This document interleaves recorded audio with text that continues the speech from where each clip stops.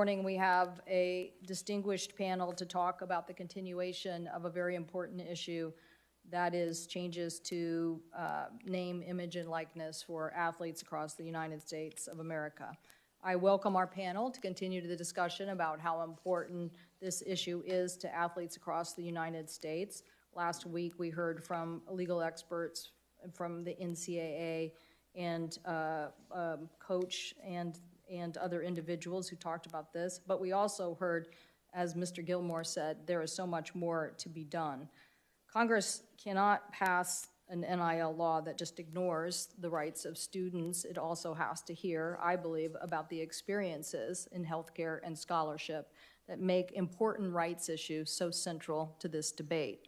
I'm submitting testimony from Washington State football player Dallas Hobbs, who outlines some of these issues, particularly as it related to healthcare during the COVID crisis, and also Sedona Prince, an Oregon basketball player who has left with thousands of dollars of medical bills after an injury, and also pointed out the inequities in training facilities during the NCAA tournament. But we're here today to welcome a very distinguished panel, and I want to start by saying, Mr. McNair, I'm so sorry about the loss of your son, Jordan. Thank you. My sympathies are with you and your family.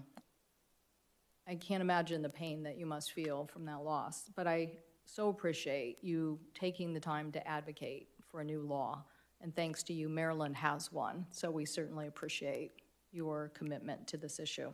We will also hear from a variety of witnesses who will tell us about the challenges they face in today's world of the NCAA athlete.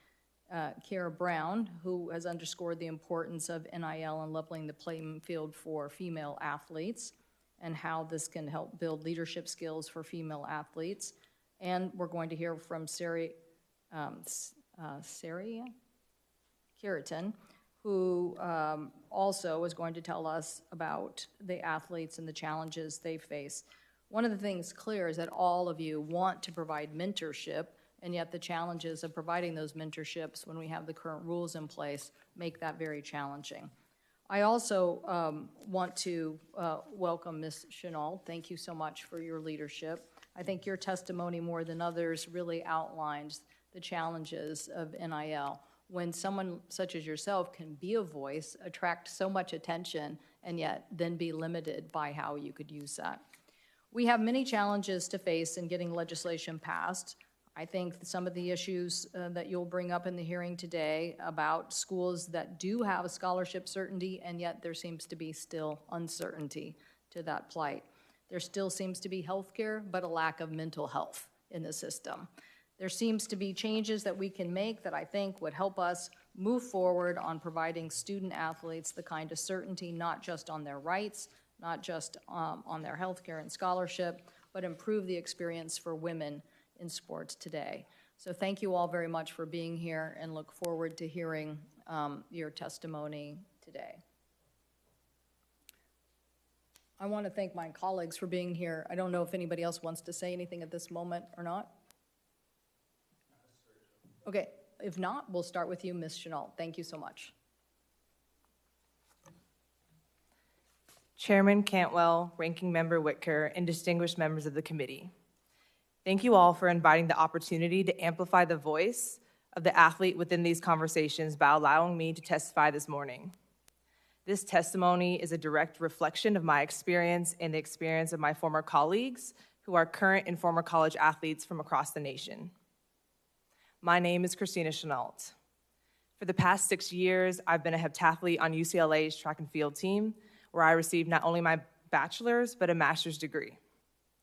During this time, I served as captain, was named second team All-American, and became top 10 in all-time school history. Beyond the track, I created a sports media platform, founded UCLA Sports Business Association, and co-founded the Black Athlete Alliance. From my resume, these years could have been the best years of my life. But instead, they were overshadowed by injustice, trauma, and inequity.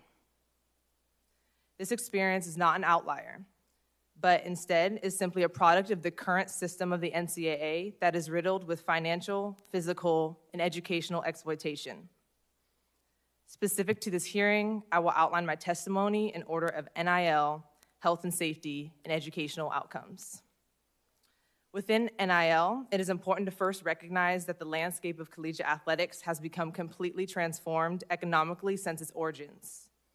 College sports has become a multi-billion-dollar business that has a financial monopoly over its commodified athletes. As an athlete entrepreneur, I was not able to monetize my sports media platform. This restriction disproportionately affects low-income, female, and revenue-producing athletes. As a female athlete in the sport of track and field that has no professional American league, my window of opportunity to capitalize off my name, image, and likeness during the peak time of my athletic career was completely stripped away. California is currently granting wide NIL and representation freedoms that I believe all athletes should have access to. In regards to health and safety, some athletes in my program had experienced 5 coaches in 5 years, in which some coaches reduced the scholarship of existing athletes to recruit their own athletes. Unclear contractual regulations enable power dynamics like this that put an athlete's worth on a conveyor belt. Scholarship reductions can be a significant cost that can become unmanageable, especially with limited rights to their name, image, and likeness. Within mental health, I have seen coaches turn down sports psychologists because they were considered out of budget. However, later coaching staffs with the same budget were able to bring in sports psychologists. This issue of mental health should not have been left up to the opinion of coaches. This topic of mental health is very dear to me because in my 4th year, a friend and fellow college athlete at my institution committed suicide. This traumatic experience reinforced that health and safety in college sports is a matter of life and death. I couldn't help but wonder if this could have been avoided if there were more resources, policies, and outlets put in place supporting the psychological health of athletes. Another friend of mine was asked to compete for the greater good of the team before getting an MRI, despite physical symptoms of a re-injured meniscus. It was not until she brought in her parent that she was spoken to and treated appropriately. The MRI diagnosis after the competition revealed a career-ending injury that forced her to medically retire. This experience shows the political posturing institutions and athletic programs will take if health and safety standards are not enforced. The College Athlete Bill of Rights, introduced by Senators Booker and Blumenthal, would enforce these standards. Lastly, when it comes to educational outcomes, there's a substantial educational tracking occurring within the collegiate athletic space. Namely, athletes in college are predominantly housed in 1 to 3 majors at school, which are socially considered athlete majors. Despite the NCAA's claimed educational trade-off, many athletes are limited in their degree choice, which later directly limits these athletes' professional career paths and trajectory. In closing, I share all of this today in hopes that the true athlete voice is heard and regarded for. In a landscape where fear and power discourage the surfacing of athlete stories, I come forth as one with the hope and confidence of 10,000. In all, these institutions should be held accountable, and the college athletes should be protected at greater heights. From the protection of athlete NLI rights, health and safety precautions, and educational outcomes, I believe that change here is necessary and change here is possible. Thank you all for your time and consideration. Thank you very much for your statement, and we appreciate you being here and for your long advocacy on this issue. Ms. Cureton. Thank you. It is an honor to speak before you all today. My name is Sarah Cureton. I'm a recent graduate from Georgetown University, where I was a walk-on for the Georgetown men's basketball team. Throughout my time at Georgetown, I helped co-found the Black Student Athlete Coalition and worked hard to advocate for student-athlete rights. Throughout my written testimony, I highlighted some key examples of what is wrong with the current collegiate model. When discussing name, image, and likeness, I mentioned how my teammate was unable to use her identity as a student-athlete in affiliation with Georgetown to promote and fundraise for her nonprofit. When talking about health and safety, I discussed problems with misdiagnosis, coaches failing to take action in cases of sexual assault, the need for NCAA assistance for schools that are unable to afford mental health professionals, verbal mistreatment of athletes by coaches, and the dangerous culture of athletics. I also discussed how athlete complaints regarding illnesses and injuries often go ignored. Finally, I discussed problems with inequality with men's and women's sports, but today I would like to revisit these topics and add some additional context to my written statement in the hopes that it will further illuminate the committee's understanding of the student-athlete experience. The story of my teammate starting her own nonprofit illustrates that the current restrictions not only impact athletes in Power 5 conferences who are household names. These regulations impact all athletes. Less than 2% of NCAA athletes go on to play professionally, meaning that the best years for them to monetize their name, image, and likeness is these 4 years at their university. However, my teammate, like many others, we are forced to jump through hoops and told no while our universities and the NCAA uses our name, image, and likeness all to their own benefit. Within this, I think it's also important to discuss the racial component, and that needs to be emphasized. In D1 sports, football and men's basketball are the highest revenue-generating sports. A majority of these athletes are Black. However, a majority of the individuals that are making money off of this industry that are created off the backs of these athletes are white. These athletes have limited resources in their ability to advocate for themselves. Therefore, I would encourage the committee to once more look at this issue as a civil rights matter. Although name, image, and likeness is a pressing matter, the issues relating to health and safety still deserve ample attention, because if not for the physical sacrifices of student athletes, this industry would not exist. Beyond the factors previously discussed in my written testimony, the issue of financial responsibility is another one that needs to be examined. The NCAA currently does not require its member schools to offer insurance. Most do offer some sort of support, but most is not all. The level of assistance can vary from school to school due to a lack of uniform regulation. In my personal experience, the university helped with my hip surgery, but when it came to prescriptions, I had to provide for the copay. At other universities, student athletes have to pay for a second opinion. When you first read that, that may not sound like a big deal, but when you can't trust the opinions of the medical advisors at your university, having to seek out additional medical advice and pay for it becomes a huge matter.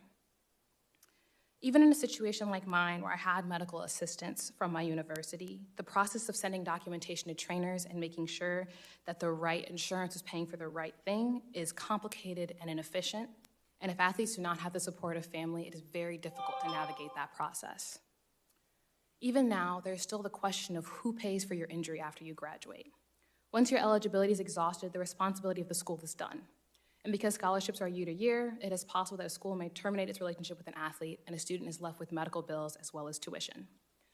Generally speaking, through all the toll of playing at high-level athletics, a lot of times your injuries outlast your 4 years of eligibility. I personally am still dealing with my injury, and I've heard stories of athletes who know for certain that once they graduate, they will need surgery in order to continue on living a fulfilling life. The final point I would like to discuss is gender inequality. This disparity in the treatment of female athletes was illustrated in the women's basketball tournament as well as the Women's College World Series. It was illustrated that these inequalities also impact matters of health and safety with the differences in testing, PCR versus antigen testing at the women's basketball tournament, as well as the scheduling of doubleheaders in the Women's College World Series. Women are continually asked to perform at a high level while being given less resources at every stage of their athletic development. It is high time that women are treated with the same respect as their male counterparts. In conclusion, not only do these changes need to be made to better protect athletes, but there must be action taken to ensure that athletes are educated on their rights. I encourage you all to reflect on the fact that I've only scratched the surface of the issues that student athletes face. We haven't even discussed the matters of the rights of LGBTQIA members within the athletic field, or even gone further into the racial disparities that exist. I'm here today representing the stories of not only myself, but many other athletes that are too afraid to speak up because they are worried of what it will mean to their future. I, like my peers, am appreciative of the opportunities that have been afforded to me through sports. But that does not mean the system is perfect. Student athletes deserve better. Thank you. Thank you, Ms. Cureton. Thank you so much for being here and for that testimony. Mr. McNair. Thank you. McNair Foundation. Today I'm speaking in support of the Name, Image, and Likeness Bill with a notable provision that a baseline standard be set for all student athletes have the same level of health and safety protection guidelines in place across the nation. The Jordan McNair Safe and Fair Play Act passed unanimously through the House and the Senate this year in the state of Maryland. The bipartisan sponsorship of Delegate Lehrman, a Democrat, and Senator Justin Reedy, a Republican, agreed on a notable provision that the health, wellness, and as well as the safety of our collegiate student athletes is more of a priority than paying them for their name, image, and likeness. May 27, 2018 was the last time I had a conversation with my son, Jordan Martin McNair. He was excited about football conditioning practice starting the next day, as any 19-year-old would be, with aspirations of making it to the NFL one day. Less than 24 hours later, I was telling Jordan, son, if you can hear me, squeeze my finger. Son, if you can hear me, blink your eyes. Within 72 hours, the doctors at the University of Maryland Hospital Shock Trauma Unit told Jordan's mom, Tanya, and I that 85% of Jordan's liver had necrosis, and if we didn't agree to an emergency liver transplant, he'd be dead within 12 hours. Last Sunday, June the 13th, we celebrated or honored the third year of Jordan's death as my family visited the cemetery. From 100% preventable heat stroke suffered that day of conditioning practice. I relived these last few weeks of my son fighting for his life from May 28th to June the 13th for the last 3 years. I can't get out of my mind the athletic trainer on the field that day yelling, if he can't walk, drag his ass across the field. As my son's core body temperature was above 104 degrees, he was in a full heat stroke. 1 hour and 46 minutes passed before my son finally made it to the hospital emergency room that day. No parent in America sends their student athlete away to college for them to be abused mentally, physically, or in our case, worse. Especially when it's at the hands of the coaching staff we entrust our most precious gifts with. We don't, but it happens all too often in college sports. It needs to stop, and the systems need to be put in place at this level of legislation. The safety, protection, and wellness of all collegiate student athletes should be a paramount priority before we consider paying them for their name, image, and likeness. How can we support a student athlete getting paid when we can't keep them safe? The College Athletes' Bill of Rights, introduced by Senators Booker and Blumenthal, would enforce these health and safety standards of our student athletes. Let's follow the bipartisan lead of the legislators in Maryland, not only to create an opportunity of economic freedom, but again create a baseline standard of health, safety, as well as the protection for all of our student athletes. Student athlete safety is something we can all relate to. There are no cultural, financial, or political differences among us. Just think, Jordan could have been anyone in this room's son, brother, or family member. It's everyone in this room's responsibility to keep them all safe. Thank you for allowing me to speak, and God bless us all. Thank you, Mr. McNair. Thank you. Ms. Brown, welcome. Thank you for your testimony. Thank you. Chairwoman Cantwell, Ranking Member Wicker, and distinguished members of the United States Senate Committee, thank you for inviting me to share my experiences as a student athlete today. It's a great honor and privilege to be here. My name is Kyra Brown, and I'm a rising junior and track and field athlete at Vanderbilt University. Today, I want to share my experiences with the NCAA guidelines, gender equity in college athletics, and how my thoughts on NIL legislation could alleviate difficulties on both fronts. Part of maintaining my eligibility means that I cannot receive what the NCAA terms extra benefits, which refers to anything that's not available to the general Vanderbilt student body. It has also been explained as not being able to receive anything special because I'm an athlete. And while I understand the spirit of the rule intends to prevent boosters from giving me special gifts, it becomes a constant worry that I may unintentionally endanger my athletic eligibility. Recently, I completed the House ethics training to be an intern here on the Hill, and a lot of what I learned in that training echoes what I've been taught about eligibility, but I just don't think being a student athlete should be held to the same level of stress and difficulty is working on the Hill. For example, another one of my teammates' dads once offered to buy us ice cream after a particularly successful meet. And one of our coaches was jokingly like, "Oh, well, I didn't hear that."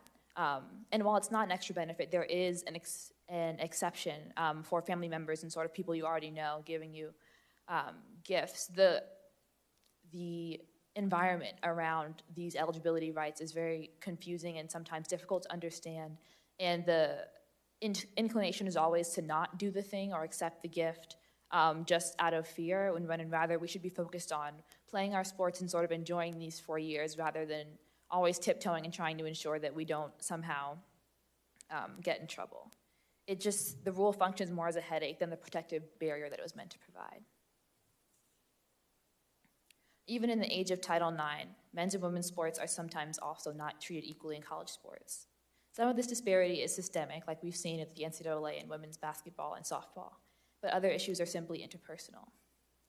For example, there was an issue a few years ago when only the football team was having breakfast in our athlete dining hall, which I'm going to be honest, the best food on campus. But after some requests were made by the women's soccer team, who also had morning practice, now all athletes are allowed to eat in the dining hall, sort of all 3 meals of the day. I don't believe this anecdote reflects a malicious or sexist intent on part of the dining hall or the athletic staff. I think rather it speaks to the fact that while our men's team's needs are often top of mind, sometimes women's accommodations can be an afterthought, and that shouldn't be. One justification provided for some gender disparities in treatment, especially on the NCAA level, is that men's sports make more money.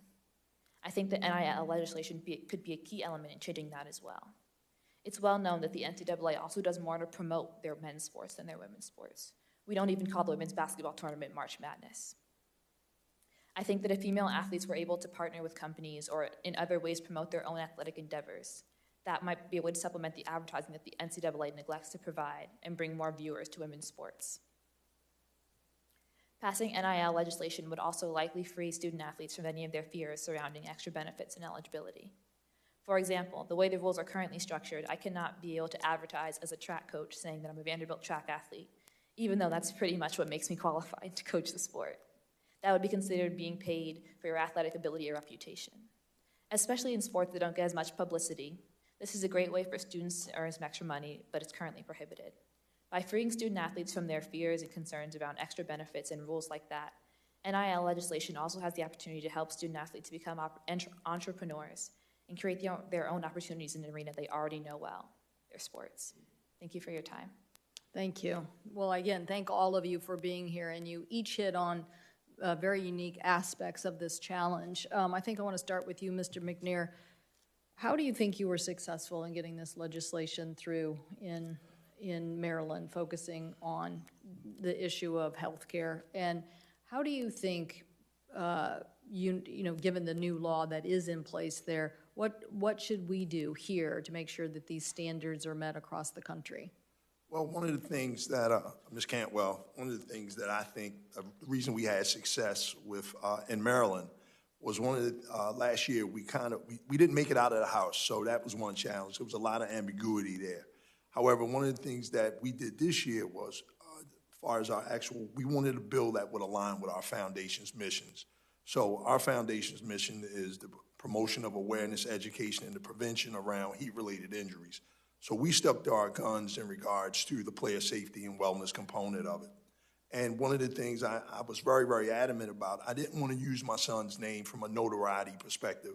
So if it was just going to be name, image, and likeness, that was something that we really didn't want to focus on, because we knew how paramount that the actual safety of a student athlete was first. You can pretty much hear, as my panel members up here state, that the challenges that they've had. I'm speaking as a parent for their safety if the shoe was on our foot, in a sense. So I think one of the things is we just had to really stay adamant and focus about player safety. What I think at this level, as opposed to us being in individual states, we have to create legislation, or you all have to create legislation from a perspective where it's one system that kind of governs all of it, because we need a baseline protection system across the board for student athletes at all levels of college education or college competition. I think Mr. Gilmore, Mr. Gilmore, when he was here, mentioned, that the fact that the statistic showed that there were 30 deaths, I think, over the last decade plus in this area in NCAA, while there was only one death at the NFL level. Correct. What is it that you think needs to happen to make sure that institutions across the country are adhering to a standard and enforcing it? Okay, so in regards to the NFL, that was Corey Stringer, to be specific. And the NFL has the resources to put the right systems in place financially, the same systems that all colleges have, in a sense. So I think that one of the main things is we can't do a one-size-fits-all, and I think we can't do a one-size-fits-all approach to this, in a sense. And I just really think that to really keep student-athletes safe, we have to put the systems in place, and I don't want to sound redundant, but again, that's what I really mean. We have to put the baseline systems in place. The NCAA has to put the baseline systems in place, or the states that have this bill. But again, we don't want to have 52 different states that protect student athletes. I think that what I would suggest is follow Maryland's lead and put this as a priority. We're not interested in name, image, and likeness, and you can wear the type of sneakers you want. We need to keep young people safe because, again, when you have young people, and I'm to speak for, I'm sure all of my panel members will agree with me, whenever you have any type of college sports or sports overall, it's not an issue of what's going to happen, it's a matter of when it's going to happen. And something is always going to happen, and we have to put the right systems in place that we're always prepared. Ms. Chennault, the Pac-12 is usually seen as a leader on these issues, and yet you're citing still gaps in the system, particularly about second opinions and mental health. What is it that we need to do? And also on the scholarship side, it seems like they have the best scholarships, and yet you're telling me that the system still can be undermined. Yes, thank you, Senator. I think there definitely needs to be a national bill put in place. I think the autonomy can't be put in place just for the institutions to take up individually. When that happens, especially in the system where athletes do not have the power within this system, the athletes are always going to be put on the back burner or put at a state of disadvantage. So I think there should be a widespread bill that, like Mr. McNair stated, from a health and safety standpoint, can take the precedent of Maryland. From an NIL standpoint, I think it can take the precedent of California's SB 206. And I think just for equality across the nation and fairness, it should be implemented at a nationwide standpoint. So that is definitely something that I think is an opportunity for change here and correction in the future. And I wanted to ask, in those instances that you were referring to, both in your own situation or the case with the meniscus, do you think that people knew who to go to talk to at the university besides the coaching team? Did you think of anybody that you could go to and approach at the university? I don't think athletes really trust that many professionals at the institution. I think there's a big fear from athletes that it will all come back to their coaches or in some way have a financial implication on their end regarding their scholarship or playing time or whatever the case may be that will limit their ability to play or do what they love to do. So I think athletes don't know who else to go to. They aren't referenced anybody else outside or externally that they can go to as well for medical help and assistance. So I think that aspect is really limiting, and I think there should be availability for like a third party or a second opinion that isn't currently there. Thank you. Thank you. Senator Moran. Chairwoman, thank you very much. Thank you for the panel for being here. I recognize that it's probably a circumstance in which others have a stronger voice in the topic that we're about, and I'm pleased to have students and their parents here today, student athletes, to give us their perspective. I was started down a different path, but then Senator Blumenthal walked in, and it caused me to turn to you, Ms. Cureton. I'm troubled by your testimony. Senator Blumenthal and I chaired and ranking members of a subcommittee in the past that dealt with sexual assault and abuse with the United States Olympics. And you mention in your testimony, you describe a failure to act in cases of sexual assault, and that you've had conversations about specific cases that were reported but no action was taken. And then Ms. Chennault, in response to the chairwoman's question, was talking about answering the question about who do you go to and lack of trust. I mean, what strikes me here is that what we heard from U.S. Olympians was very similar to what you're describing today. One We don't know who to report to. We don't trust anybody. We have each other, what appeared to me with U.S. athletes, Olympic athletes. Seemingly that would be true for you, but beyond that, there's no one to talk to. And then secondly, sexual assault is or can occur and isn't being reported, and if reported, nothing is being done. I just would, any or all of you, but Ms. Cureton, maybe we'll start with you. Is there something that it would be helpful for me and the committee to know about that circumstance? When what I saw at Michigan State and others in regard to the Olympics is shocking to me. I thought it's terrible to have one victim. What I could never understand was why there was more than one. Where are the adults, if that's the right word, who respond to this circumstance? And if that's something that we ought to know about, I'd like to know about it. Yeah, thank you. I think that a bigger part of the problem is that we're underestimating the interests of these coaches in winning games, and we're underestimating the interests of the athletic department in protecting their image publicly. Athletes are told to report things, like she already mentioned, in-house, but when it comes down to that, there's still the interest that wins out of winning games, keeping your job, maintaining the image of the organization that is put over the interest of student-athlete health and well-being. On top of that, like has already been discussed, oftentimes we don't know who to report to, or we report it to an individual and then we're told it's being handled, and then come to find out later on it never got to the Title IX coordinator, or we don't even know who our Title IX coordinator is. So I think there's a lot of gaps in the system in that sense, and I think the experience with the U.S. Olympic team mirrors that of a lot of student athletes, of just feeling uncertain of who to talk to, who you can trust. It may even come down to being with teammates. You don't know if you can trust them either, if they're after your spot, and who you can have a conversation with. In the instances and discussions that I had, it was a case of assault between teammates, so the coach was even less likely probably to act in that scenario. In other instances where it may be an act committed by an athlete in the community, there's little conversation about how that's being handled properly. So like I said, once again, I think it's a lack of athletes being made aware of what their rights are and who to go to. And I think at times that can be a gap, but I think sometimes that's intentional too. If you experienced or witnessed or were told about a sexual assault, would you have been told, or are there a policy in place as to who it should be reported to? Yes, there is a policy in place. In my experience, though, a lot of student athletes go to whoever they feel most comfortable with in the department first. But sometimes that doesn't necessarily work to their advantage. Just like I said before, the interests of the organization are oftentimes at stake. Senator Blumenthal, and he may agree with me in this, it's very similar to what we heard in our investigation of the Olympic circumstance. Does anybody else have any comments that I should hear about this, Mr. McNair? So one of the main things, Senator Moran, Senator Blumenthal as well, as a parent, let's not forget these are still children, and these are still kids. So again, no matter how tall they are, at the end of the day, my son was 6'5", 300 pounds, and he wore a size 16 shoe, but he was still 19.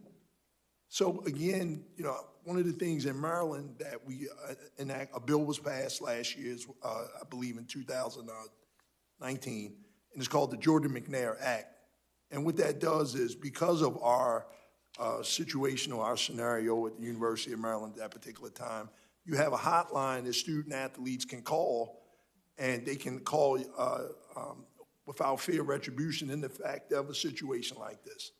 So maybe that should be something that we should implement in this level of legislation, that you can, you can call if you feel uncomfortable or something that may happen that you don't know who to report to. But again, you can call this number without fear of retribution, without a coach telling you, you know, don't bite the hand that feeds you, and all of the mind games that the coaching staff plays on our student athletes. But at the end of the day, let's not forget these are young people, and a lot of times when these things happen to them, this is basically, unfortunately, a lot of times their first real reality that life just isn't, the world isn't a pretty place. And a lot of times when this initially happens, who do they report this to? So they usually turn on each other. And as parents, I think we take the onus as well, because we'll ask. I never thought to ask Jordan about this thing in particular. You ask questions, how was school or how was practice? You'll get a one-line answer. So if you're not asking a definitive questioning by saying, do you feel uncomfortable? Is somebody making you feel uncomfortable? Is it something that is going on that you feel uncomfortable about that you should share? So if we're not asking these questions, you know, we'll get this type of result. Thank you for the reminder of the value of parenting. Yep, thank you. Chairwoman, thank you. I want to thank you, Senator Moran and Senator Blumenthal, for your work on the Olympic bill. And Ms. Cureton, I just want you to know it's intolerable that there could be evidence of a sexual assault and it was not responded to by institutions. We are not going to tolerate that, and I will work with my colleagues here in our oversight role on these institutions to make sure that all incidents are reported and dealt with, and communication about how they're being dealt with is there. Senator Blumenthal. Thank you very much, Madam Chair, and thank you for having this hearing. I think it is typical of your leadership, Senator Cantwell, that you are asking the people most directly affected, the lives who are impacted, to talk to us about what this issue means. And I want to thank my colleague, Senator Moran, for being here today and for his partnership on this issue. And Ms. McNair, I want to thank you particularly for being here.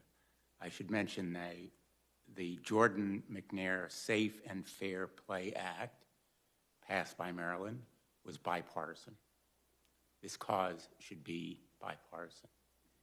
We should all feel the grief and the anger that brings you here today. I have 4 children. They've all played sports. With every one of them, in the countless hours I've spent watching, there are moments when I hold my breath when something happens to them, as every one of your parents and your friends and loved ones have as well.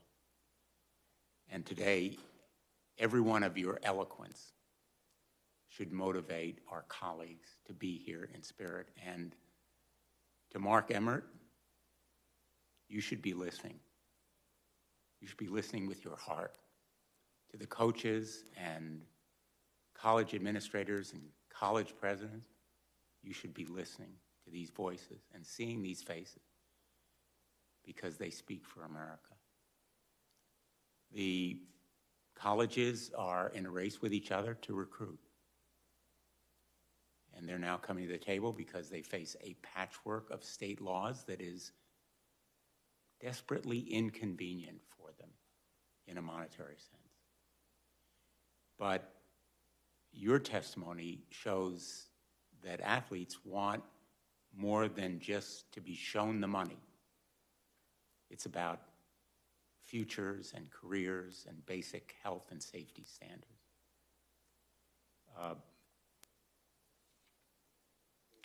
Ms. Chennault, I couldn't say it better than your testimony when you say, after the grief of losing a friend to suicide, this is when I realized that these issues around athlete health were not tenuous ones, but matters of life and death.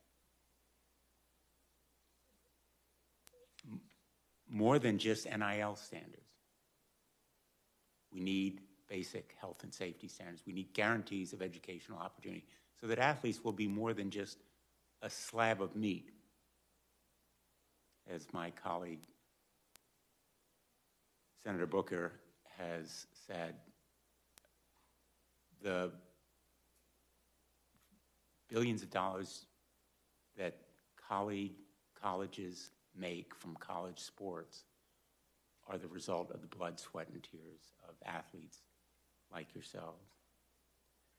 So my hope is that we'll do more than just NIL, that we will have health and safety standards, that we will have a medical trust fund, that we will have guaranteed educational opportunities so that the scholarships last beyond just the 4 years that people may spend in school, and so that your son, Mr. McNair, will be remembered for the courage that he showed on the field, but also your courage in making his memory count here. Let me ask each of you is the current NCAA system working? Isn't a critical part of what's needed here enforcement? In other words, accountability. The standards for education, for healthcare, need to be enforced. Would you support the College Athlete Bill of Rights with those standards and with enforcement mechanisms? I'll ask each of you to respond. Yeah, I can go first. Thank you, Senator. I definitely would support the College Athlete Bill of Rights. I think the NCAA right now, the system is working for how it is currently built, which is on injustice and inequity and exploitation, which is why I think it is of paramount importance to be able to enact this Bill of Rights for college athletes across the nation. I definitely think the biggest issue is the lack of accountability. Once it is left to just institutions specifically, that is, I think, the biggest issue. So I would 100% support the Bill of Rights for college athletes, and I think it's not just a want for athletes. I definitely think this is a bipartisan act, and I think it's a need for all athletes in the future. Ms. Cureton? Yes, thank you, Senator.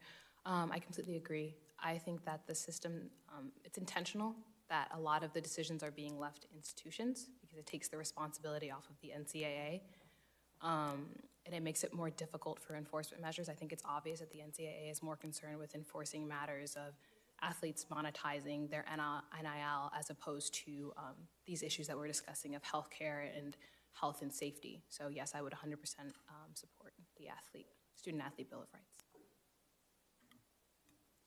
Senator Blumenthal, of course I do. I'll say one thing.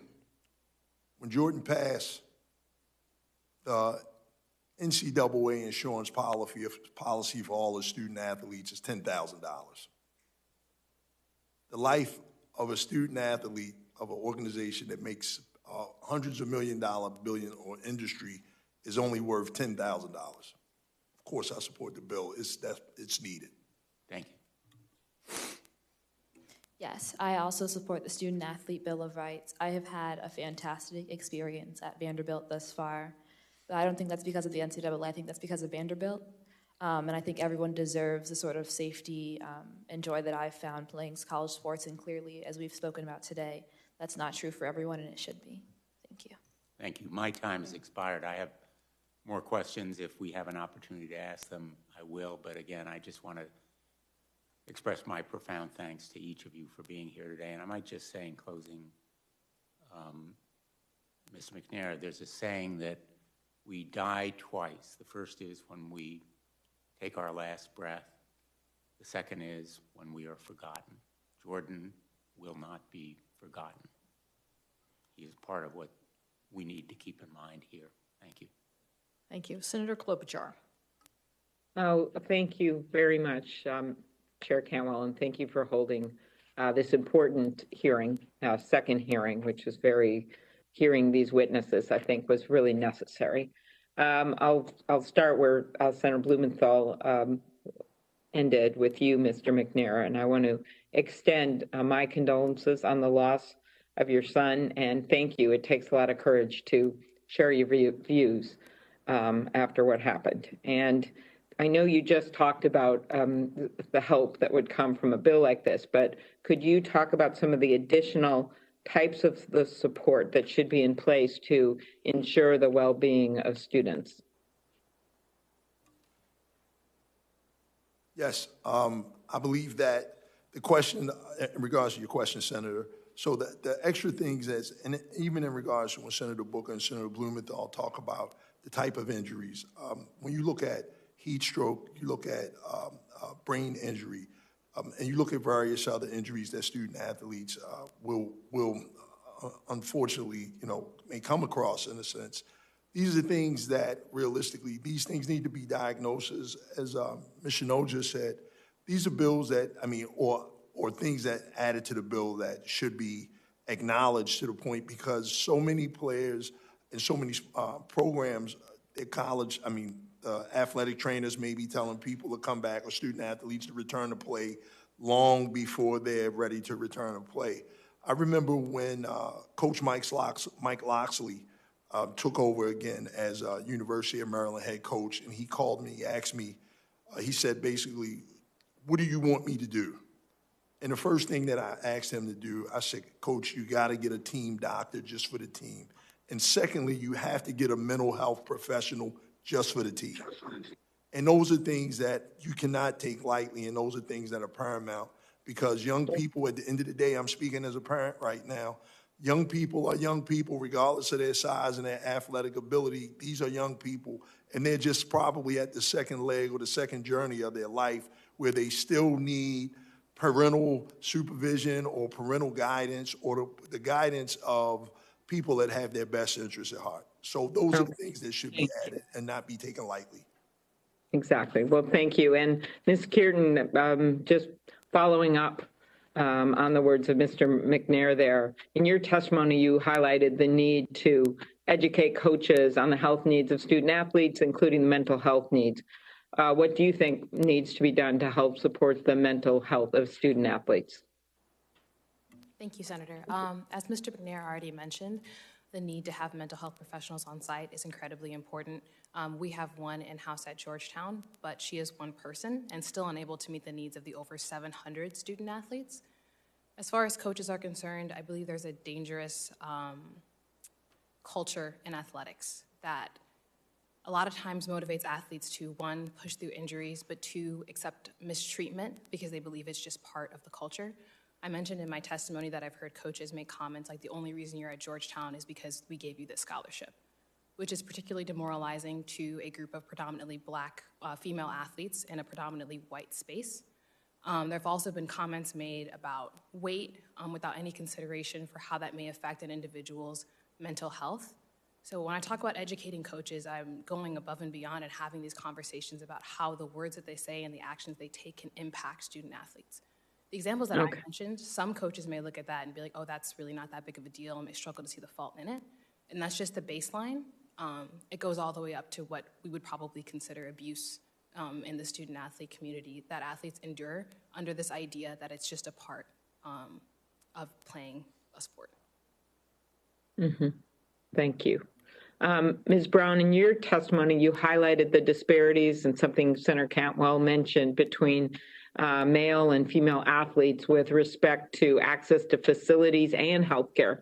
In your view, how would allowing student athletes to profit from their name, image, and likeness help close that gender pay gap? I think part of what the issue in gender is just that because right now, as we spoke about earlier, men's football and basketball are sort of the banner sports. That's where your attention is drawn. I'm sure you'll get asked more questions about them. They're, at least football is sort of like the biggest team, I think, on our campus. And by allowing student athletes the opportunity to better sort of explore their own avenues of revenue or other items outside of the college, like individual setting, you're empowering them. So even if it's not necessarily that, I don't know, Vanderbilt is going to give me more money or something like that, if I can go outside to say, I don't know, Nike or Athleta and ask and know from there that I am valued, I can bring that sense of value back to my school if for some reason my school isn't providing it, if that makes sense. Mm-hmm. Kind of like there's a lot of women consumers out there that might be interested in you and your image outside of who plays on the male football teams is, I think, one way to think about it. So, and that could then help your get more interest in women's sports, since that's used as the argument. All right. Thank you very much. Thank you, Senator Cantwell. Thank you. Senator Tester. Thank you, Madam Chair, and I want to thank everybody for being here today. Very much appreciate it. I'm just curious. This isn't in my questions. I'm just curious. Ms. Chennault, what athletic sport did you excel in? Track and field. Track and field, hurdler? Heptathlete, so a little bit of everything. Sounds tough. Ms. Brown? Track and field, I'm a 400-meter sprinter. Okay, and Ms. Cureton? Women's basketball. Cool. Well, I want to thank you all for being here. I could pick any one of you to ask my first set of questions to, but I'll ask Ms. Chennault.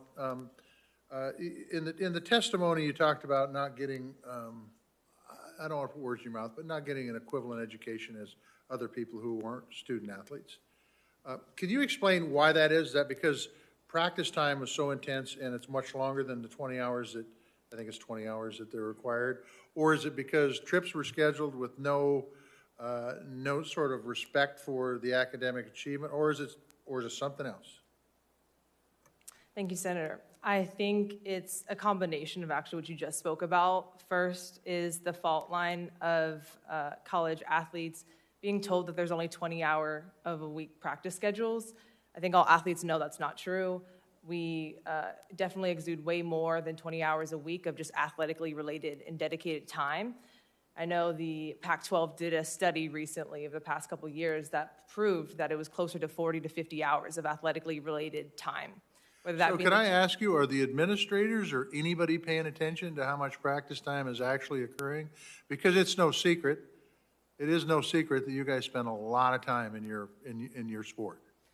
Yeah, I think it's because the policy right now shows that it's just 20 hours maybe on the track or the field or the court.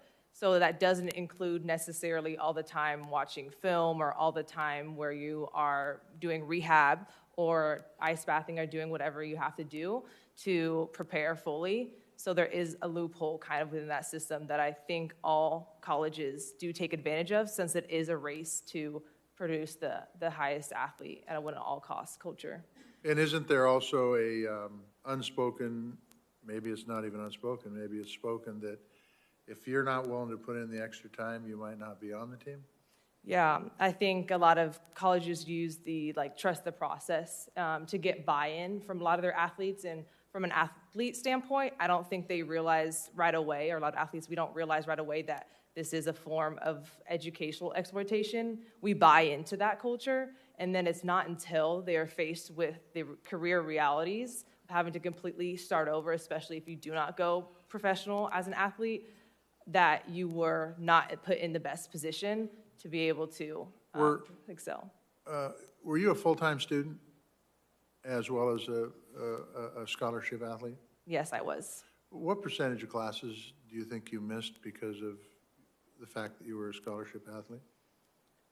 Probably in winter quarter, since UCLA is built on quarters. We traveled Thursday through Sunday. So when I say we aren't allowed to, or we're educationally tracked, I can't take a major, or I can't be in a major that requires my attendance on Thursday or Friday, which is 2 out of the 5 days, and a lot of 40%. classes being Tuesday, Thursday, or Wednesday, Friday. So it narrows down a lot of opportunities, maybe 10, 20% of classes. Okay, I appreciate that information. Mr. McNair, my sincere condolences to your family. I remember when your son passed. I remember seeing that. I'm in Montana, and I remember seeing that story about a Maryland football player. And I can tell you that health and safety and humidity and heat are not something.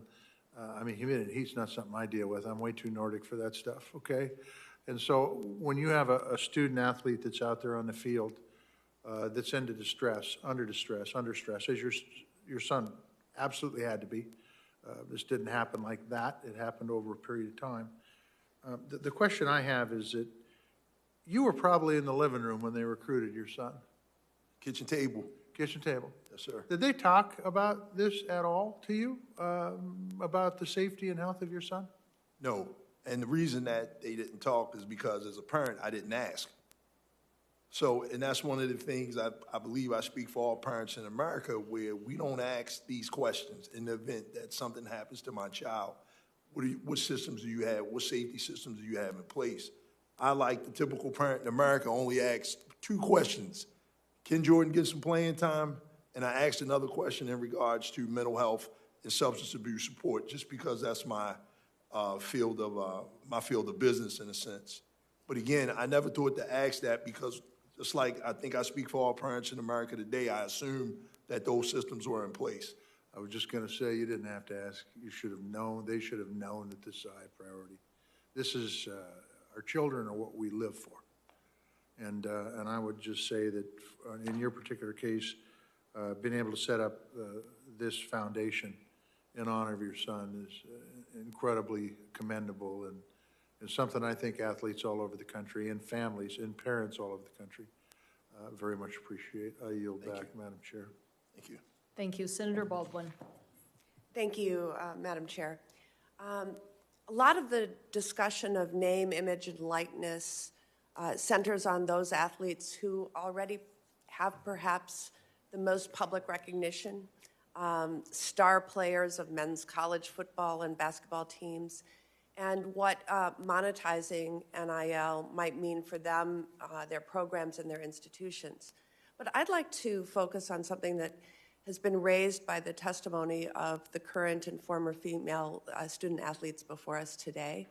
And by the way, how great it is to have 3 of you here representing the perspectives of college athletes. Really, it's great. Despite the incredible progress we've seen under Title IX, which is nearly 50 years old, women's athletic programs and women athletes still experience second-class status all too often. While I think that there's a lot we can and should do to further the promise of equity under Title IX itself, I'm encouraged by the idea that NIL rights could give women athletes another way to raise their profile and that of their sports, achieve greater parity with male athletes, and advance their athletic careers. So starting with you, Ms. Chennault, given your experience as both a student athlete and with sports media and business development, how do you see the NIL rights issue as a way to advance equity and opportunity for women athletes? Yes, thank you, Senator. I think, to your point, female athletes definitely can take advantage of NIL if it was enacted. The focus right now definitely is around the revenue-producing male athletes, but especially because there is a disparity between men's and women's sports, I think it would help women's sports even more. For that reason, as a female athlete within the sports media landscape, it was extremely difficult not being able to monetize anything just from a business standpoint. There was no aspect of sustainability.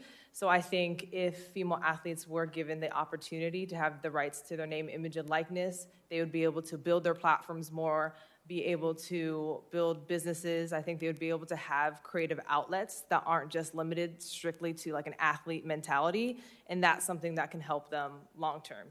Excellent. I'd love to hear your opinions, Ms. Cureton and Ms. Brown. Yes, I believe Ms. Chennault has covered that very substantially, but like I mentioned in my testimony, less than 2% of NCAA athletes will have the opportunity to play professionally. And when we look at sports that don't even have a professional level, the best years for athletes to monetize are during those 4 years in college. And like Senator Klobuchar already mentioned, for women's sports, this is a great opportunity to reach into a new market and to be able to brand yourself and to create financial stability for yourself following your college experience. So this is definitely an opportunity for women to get more exposure.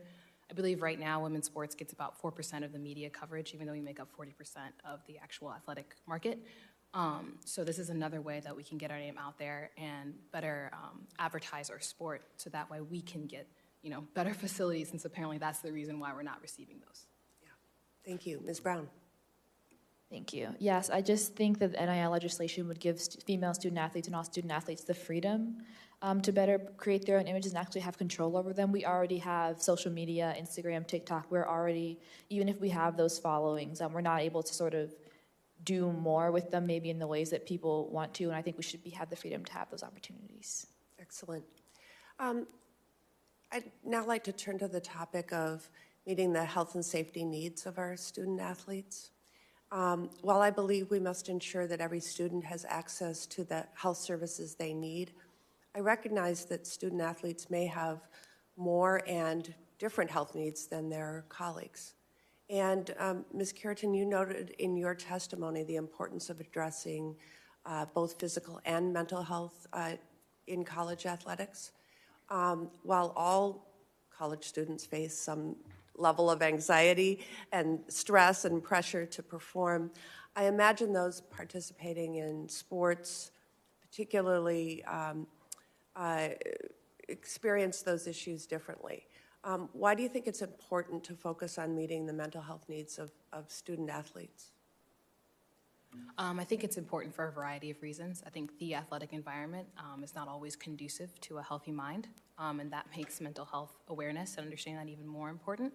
And I think a lot of times athletes are encouraged to have the mindset to be strong and push through. I know when I first got my injury, I was hesitant to even tell my trainer because I was like, oh, I'm not really playing that much. It must not be that big of a deal. I pulled a muscle, and it turned out that my hip bone had died due to a lack of circulation.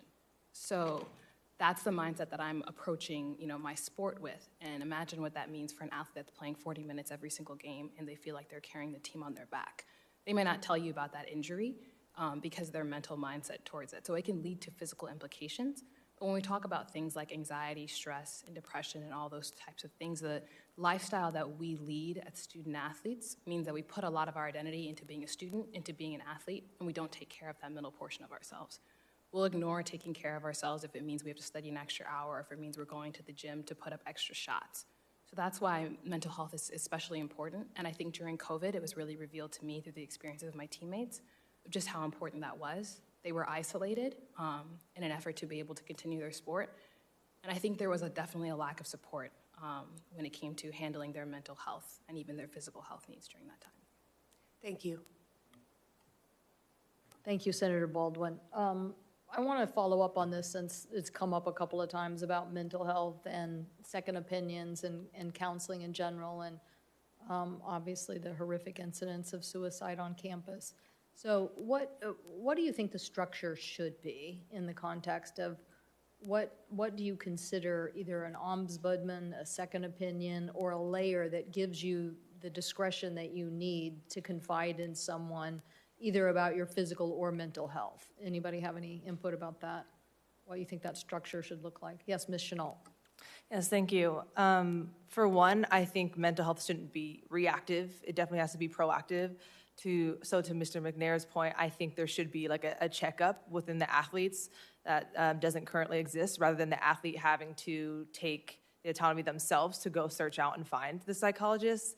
And the second thing is I do think the psychologist should be catered specifically to the athlete, whether it's by sport, whether it's the sports psychologist specifically, or whether it's just the representation of like gender or race as an availability or option for these athletes to be able to go to, so that is not just one person fits all within mental health.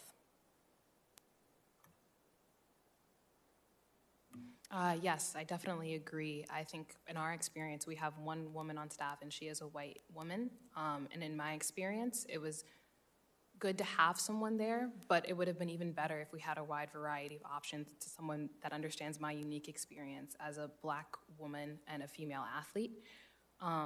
And I think there also needs to be better safeguards in place on educating staff and coaches about the mental health needs of the athletes that they're serving. So it needs to be proactive on every front. So just like you get an annual physical, you should have the opportunity to meet annually and check up with a sports psychologist.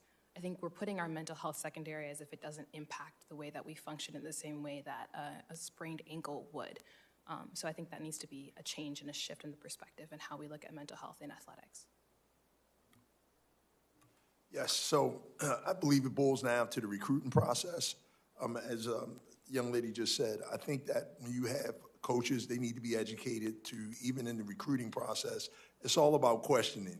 So as I mentioned earlier, I didn't ask the right questions. And I think that not in fear, but I think that when you have recruiters and coaches recruiting student athletes, they need to ask parents like, hey, does your child have any mental health issues? Because a lot of times usually what happens, it never comes up until it surfaces once your student athlete gets to college, where in reality, I think as a parent, a lot of times they may not want to blow the opportunity of their child, whether they're saying, hey, I know they may be experimenting with substances or whatever the case may be, or they may have a mental health challenge beyond what they're taking medication-wise. And I just think that it needs to be full transparency all across the board in regards to the whole process. That way, a coach or an athletic program knows the person that they're dealing with, as opposed to finding out when it's too late, in a sense, from a reactionary perspective.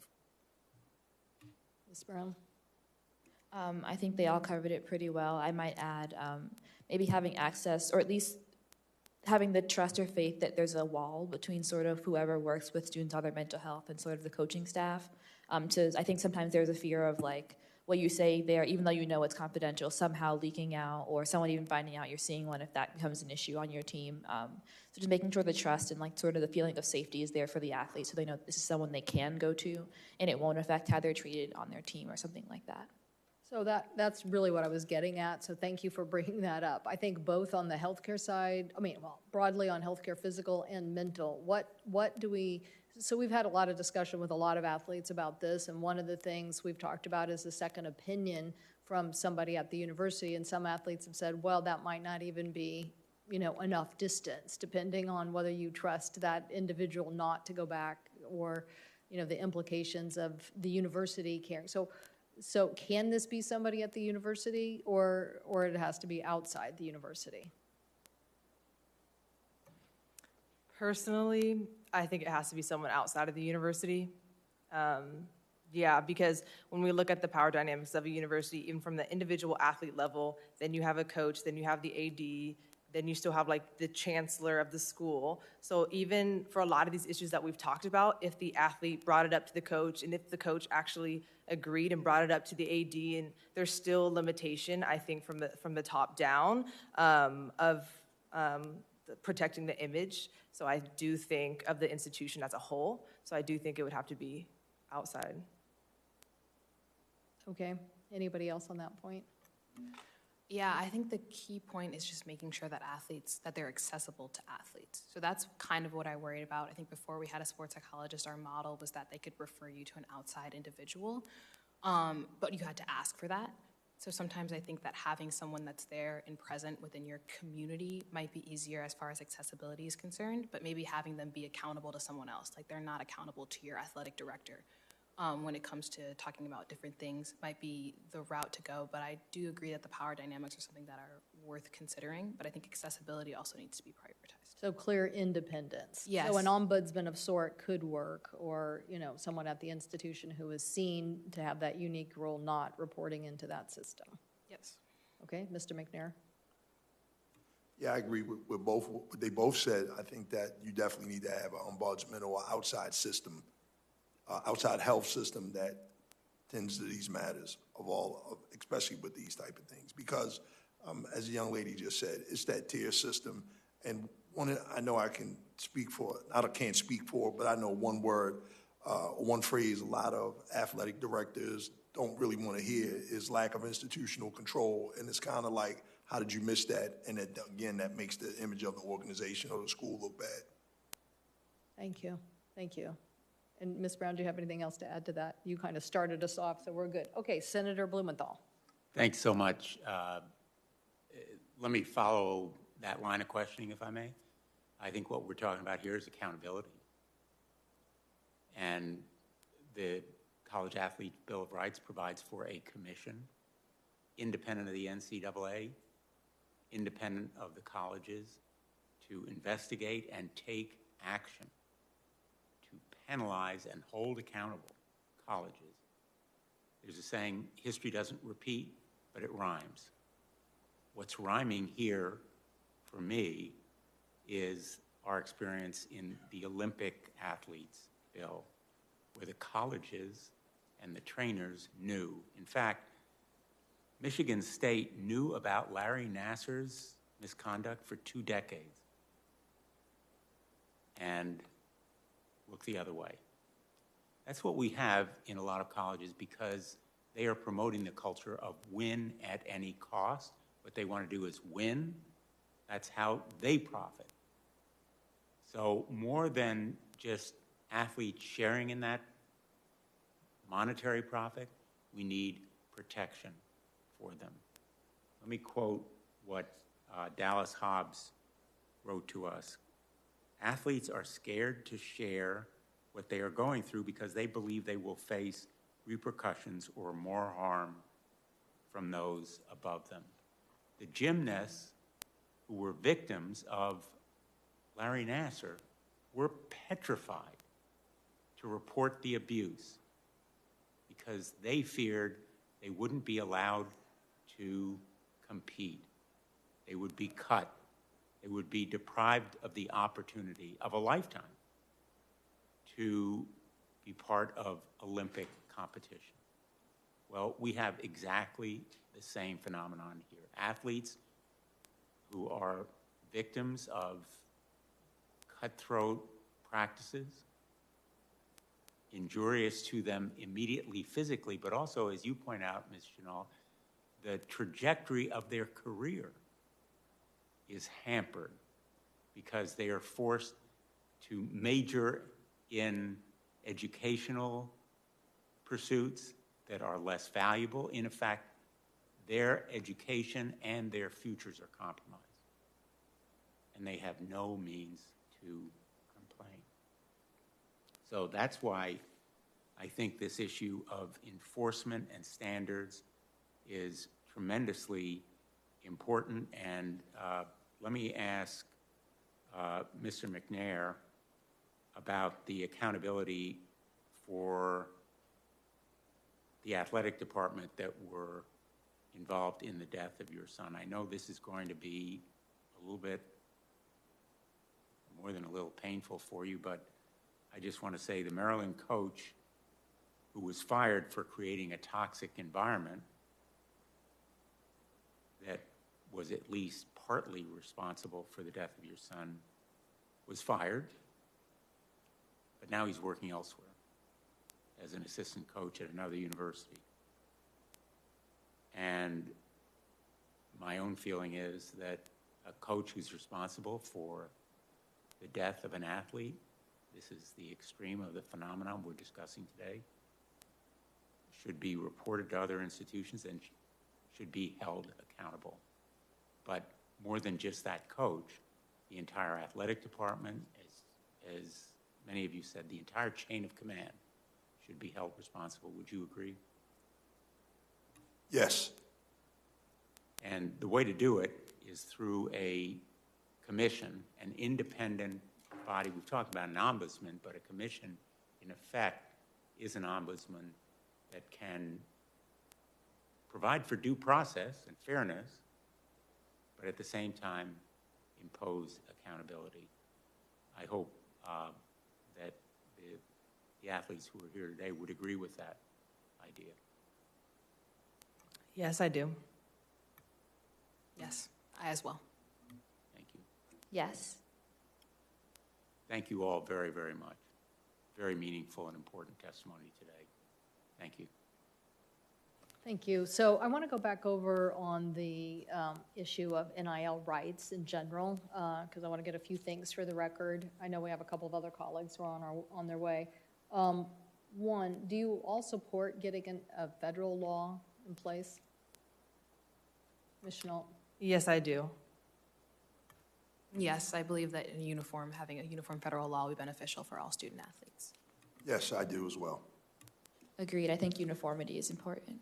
Thank you. And then one of the issues that also often comes up is how you define NIL rights, and not to get into the legal ramifications of fair market value, but there's also issues about making sure that boosters or other people don't artificially influence the value or create a system where somebody's attracting someone to come to a school just, for that specific purpose. Do you have any thoughts on that, Ms. Chennault, or anybody else, on how you see the California law and definition playing out now? Yeah, thank you. I can go first. I think there should not be too many limitations on NIL, just because if it is left to the institutions, like I've stated, that it won't be implemented equally or fairly across the nation. I think, of course, there are some precautions just to make sure that there is fairness for the athlete too in the institutions. So I think as long as the athletes are kept in mind first, rather than just the institutions or the posturing of the institutions that really might just be trying to take away freedoms from the athlete is kept in mind, then I think the widespread NIL rights that California is implementing will be successful. So you're aware that then some states are actually within the NIL right limiting the students, and not just if they conflict, but basically giving institutions any ability to say they conflict, which then would thereby be limiting the rights. Yes, exactly. So that's why I think it should be nationwide, of a kind of implementation like California, because I think that posturing that other states are taking, saying that athletes shouldn't be given like full rights to their name, image, and likeness, would have long-term implications that really would just limit NIL's implementation as a whole. Ms. Cureton? Yeah, I think that a lot of the problems that we discuss here today, when we talk about pay for play and amateurism, and that's brought up by institutions, I feel like sometimes those words are thrown around, not really in the interest of student athletes as actually protecting and preventing those instances, but more in line with protecting the institution and maintaining their control over NIL rights. So as long as, like Ms. Chennault already mentioned, we put athletes first and we prioritize their right to monetize their NIL, and when we're considering restrictions and things like that, I think that's the most important approach to a national legislation. And you mean by restrictions, meaning? When we're talking about preventing, pay for play and things like that, I think that institutions will use that word as kind of like a buzzword, and maybe sometimes it is a real concern, but other times I think it could be more about limiting the rights of student athletes. Okay. Yes. Anybody else on that point? Ms. Brown, anything on that?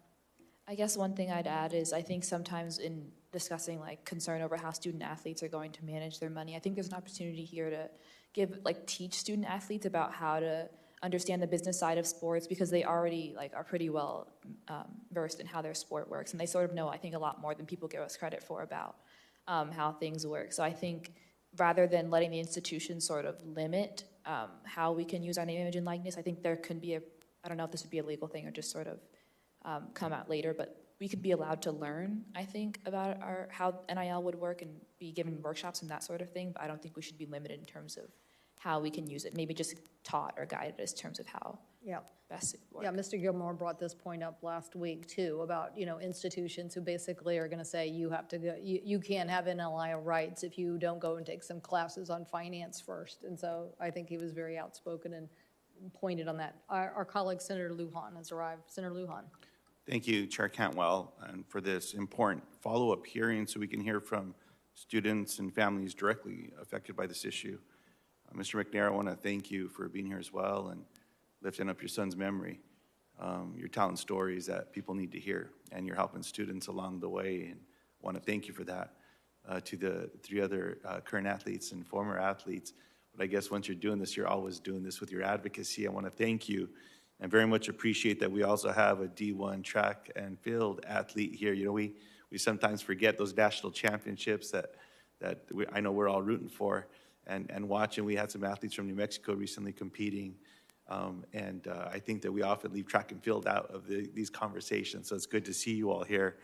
On July 1st of this last year, New Mexico will be among the first to allow student athletes to be compensated for the use of their name, image, and likeliness. Back home when we see these incredible athletes and they're on billboards, and then you talk to some of these student athletes and they can't even afford to grab a bite to eat, there's something wrong. And with it, my home state will become a leader on this national issue. Congress must ensure all students across the country have a fair shot. However, we cannot settle for a national solution that falls short or otherwise undermines solutions advanced by states like New Mexico. Our students deserve better, and I'm committed to making sure that happens. Ms. Chennault, at UCLA, you competed in a wide variety of events on the field. What's more, off the field, you've worked diligently to ensure the needs of all athletes and part of the national conversation.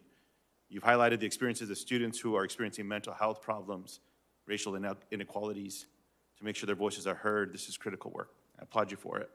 I believe any legislation we pass here should benefit all students with rights over their name, image, and likeliness, benefit athletes across a wide variety of sports. Do you believe in that, yes or no? Yes, I do. What more can Congress do to ensure future legislation helps all student athletes?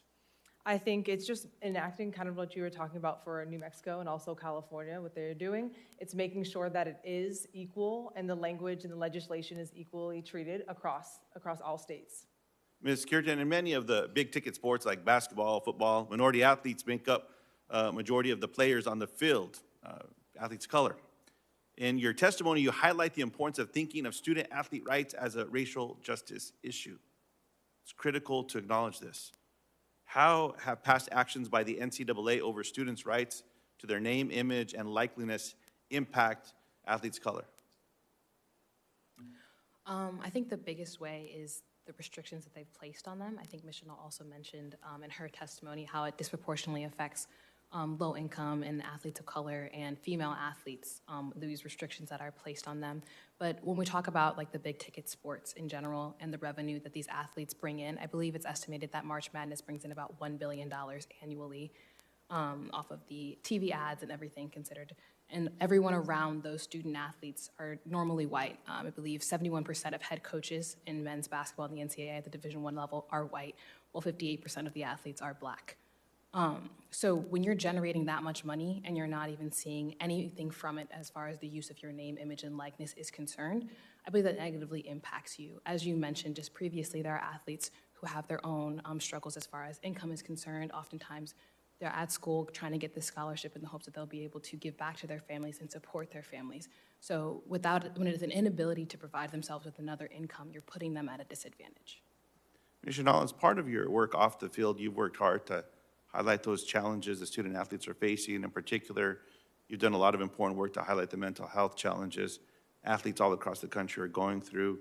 It's unacceptable that students feel like they can't rely on the very institutions that they're working so hard to represent at a national stage. How should colleges and the NCAA work to better improve student athletes' access to mental health services? Yeah, I think one of the first things is definitely the educational training of the coaches. One of the things I mentioned in my testimony is that mental health shouldn't be left up to non-mental health professionals or the jurisdiction of non-mental health professionals or the subjectivity, I guess, of non-mental health professionals. So I think that education can help change that culture that doesn't highlight or really isn't very accepting of mental health within the athlete space. So I think that is one. And I think the biggest thing when it comes to mental health for athletes is allowing them to feel safe and allowing them to feel heard. And so whether that be just through the representation of gender and racial mental health professionals that they have access to, or whether that be from third-party mental health professionals that they can trust. So I think either of those implementations would definitely help mental health of athletes from a day-to-day standpoint. Appreciate that. And Ms. Brown, you bring a powerful testimonial today as well. What have you heard from fellow athletes, whether they're competing with you, alongside you at track and field or in other sports as well, from the institution that you attend? About what specifically? Just in general, how they feel, how tough times can be when they're not being allowed to be compensated, when we know how expensive those tickets are when we go watch you all compete.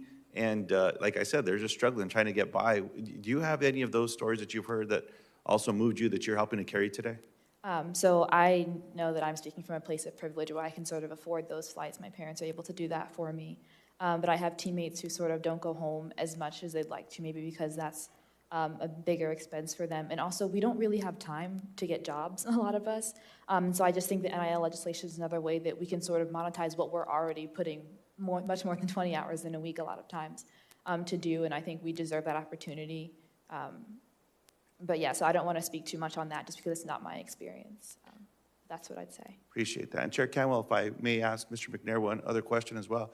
Sir, with the work that you've done and the memory, Jordan, with the work the family's doing here, sir, what have you learned with this foundation, and what can we better be doing to make sure that we're respecting athletes and providing them that support that they've earned? I mean, we're going to these games, and I think highly of some of these coaches. I don't agree with all of them. It's easy for me to Monday morning quarterback, if you will, or call from the cheap seats. But I'm there to watch those athletes that inspire me, and you get to know some of them personally. And one of the guys I got to know way back when in New Mexico is a guy named Ruben Douglas. And Ruben, he played around the world. He continues to inspire us, and he's doing great work in the community. But he helped me understand challenges that his fellow athletes were going through as well. What can you share with us today that we can be doing better? One of the many things that I've learned along the way is, as the young people just said, the three panelists here with me just said, they basically, it's only 2% of student athletes to get to a professional level. So these 4 years are extremely crucial. As the young lady just said, the time involved, or the time that they commit to the school by playing the sport, and obviously it's a reciprocal relationship, a reciprocal deal in regards to the education component of it, but at the end of the day, these are long-term ramifications. You know, the young lady just said she can't really take maybe the major that she wanted to take just due to her commitment to her athletic commitment. And I just think that what I've learned along the way is the value of student empowerment from a perspective of this is an actual time that you can make something happen. And hey, what if one of these young ladies wanted to write a book, or they played in a band, or they wanted to do that, and they can't be compensated because of their commitments or whatever the guidelines or the laws that are in place? I just really think that young people's time is precious, and I really think that we need to support them in really maximizing that. And that's just really what I noticed, that, you know, a lot of young people, they'll put that investment in thinking they'll get to the professional level, but it's only 2% for 3-point. The average time in the NFL was 3.5, 3.6 years. You spend a lifetime of all that, and when you're done, you're still almost a kid, for lack of a better term. So you still have a lot of life ahead of you. So if we don't put the proper things in place in regards to lifetime scholarships, because some people may leave feeling they have an opportunity. I need to go right now, whether I got my degree or not. So I just think it's more important as a parent or as a committee, as someone said, that we support these young people along the way, and not only support them for right now, but support them for the long term. And Chair Cantwell, look, well, I never played college sports. I'm a little short. I'm a little wide at the seam. Growing up, I had the honor of competing with some incredible athletes where we found Junior Olympics and car washes and bake sales and whatever we could do to try to earn a buck, mow a lawn. That's what allowed us to go and travel to see these athletes that then we got to watch later run and compete in the Olympics. Jerseys that we would purchase from friends that we watched, they never got $1 from it. And it's just not right. And look, as someone, I think I was the first United States Senator elected that went to Head Start. I thought everyone went to Head Start. I thought that was a program that everyone went for. I didn't know that you had to qualify for that because you didn't earn too much dough. It's an important perspective that we're bringing here. And it's an important story that you all are telling. Let's just do right by the athletes. Let's do right by students, give them a path forward. That's what this is all about. I thank you for your testimony today, and Chair Campbell, I thank you for the time. Thank you. Thank you, Senator Lujan, and thank you for sharing that personal perspective. And I think that is why we're here today, to make sure that we are hearing all perspectives on this issue. So I would be remiss if I didn't ask the women athletes here about Title IX and about tournament and tournament play. One of the testimony that's submitted here today is by Sedona Prince from Oregon, who you may know posted a photograph of facilities during the NCAA tournament. It didn't quite look like the same facilities that the men were participating in. We so appreciate her being outspoken. She's submitted testimony on other issues as well, particularly healthcare. But this brings up an important issue about Title IX and its implementation. What else do we need to do? Do we need to make sure the NCAA complies with it? Do we make sure that tournaments have to comply with it? In your individual athletic experiences, what do we need to do to make the enforcement even across the board? And I think, Ms. Brown, you might have mentioned the name of the NCAA tournament itself being used only in one instance. I'm a firm believer that the age of the internet, that there will be lots of opportunities for people to see content and absorb content. I'm a huge track fan. I actually would love to see more of those events and understand who are the individual athletes in these events. And so what needs to be done here on Title IX as it relates to the competition and making sure there's a level playing field?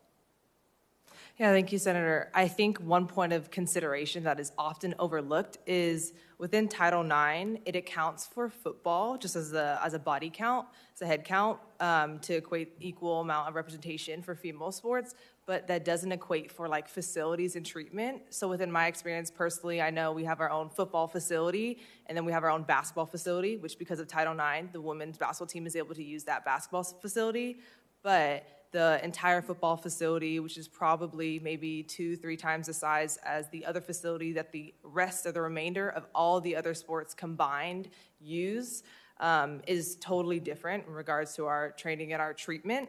All of our training room for all the other sports outside of football and basketball have to use that amount of limited resources, training, whether that's snacks, We don't have access to meals like the football team does. So there is a little bit of inequity, even though Title IX emphasizes the importance of equity within head count and body count for male and female sports. It doesn't necessarily ensure that the resources and the facilities that we're able to use match or equate to that level of equity. So doing something besides head count is important. Definitely. Yes, Ms. Cureton? Yes, I think having the NCAA be required to abide by Title IX and making sure the tournaments are also abiding by that policy as well would be extremely beneficial. I think Ms. Prince's testimony, as well as the evidence she submitted during the tournament, is evidence of that, women being continually treated as an afterthought. But I can say as a female athlete, that wasn't surprising to me. I didn't expect the women's tournament to have the same level of facilities as the men's tournament, and that's sad to say. But we're just aware of that's how we're treated, and that's how the system usually works. So I'm glad that we're able to speak out. In my own personal experience as far as athletics at Georgetown is concerned, like Ms. Chennault already mentioned, I'm a women's basketball player. So when they redid our facility, they had to give us the same court and locker room as the men's team. When it comes to our living situation, initially, until the men moved out of their renovated apartments, we stayed in regular housing like most students do. So a lot of times we get the hand-me-downs from the men's team, and that ends up equating to, oh, well, it's equal. But there's a feeling of that, as appreciative as we are for the resources we had, when you feel like you're an afterthought, it affects you. So I would be curious as where do you think all this can go in the future? I saw this interesting moment that I really didn't understand. Actually, I had a chance to ask the Oregon women's basketball coach about this later, but you know, when they have the NCAA tournament and then they have this shootout event where they basically load up, you know, around the horn of basically how many shots can you get off in a matter of, I don't know what it is. I don't know how many minutes. Anyway, so they have this shootout tournament, and then they pick a winner, and they have a winner of both the men's and the women's division, and then the women and the men face off against each other. The women nailed it. The women beat the men. And asking this coach about this, I guess that's a frequent thing. Well, for me, somebody who was an observer, had no idea that women could outshoot men in that kind of tournament with that level of consistency. I thought that was fabulous. I thought that was like this great moment. And so where do you see, you know, if we could empower more, you know, of women athletes, you know, particularly say in the basketball area, which you're familiar with, where do you see this going? What are the kinds of things that we could do to bring more awareness, bring more revenue, bring more media attention? Well, I think that women's basketball is an amazing sport to watch, and it's highly competitive. So if we're talking about just media attention and the marketing perspective, there's a lot of untapped potential with our tournament in general. I know just watching it from my perspective, it's fun to watch. And there's a misconception, like you just mentioned, that we can't compete like the men, or it's not as entertaining because we don't do dunks and X, Y, and Z and all that. But that's not accurate to the experience. Most sport fans that really watch women's basketball can tell you it's just as enjoyable as watching a men's game.